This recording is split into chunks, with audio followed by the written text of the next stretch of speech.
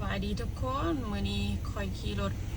มาล้างรถอยู่เครื่องล้างรถขี่เข้ามาแล้วก็จะมีเครื่องจักรล้างให้เฮาเลยนะมีชีนเฮามีแต่ขี่เข้ามาแล้วก็ป้อนเงินใส่ว่าเฮาสิล้างเป็นแบบใดโหมดใดนะแล้วเฮาก็มีตั้งแต่ขี่เข้ามาแล้วก็เครื่องก็ทำงานออโตเมติกแล้วเฮาก็เบิ่งตามลูกศรที่ว่าซีบอกเอามันจะมีไฟบอกข้างซ้ายข้างขวาแล้วจากนั้นก็เครื่องจักรก็จะมาแบบนี้เลยฉีดน้ำยาพ่นน้ำยาใส่แล้วก็ฉีดน้ำใส่แล้วก็ล้างออกหลังจากนั้นก็มีเครื่องเป่าบัดสุดท้ายประมาณนี้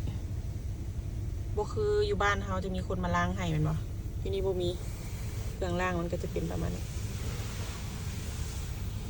ตอนนี้กำลังฉีดน้ำยาพ่นน้ำยาใส่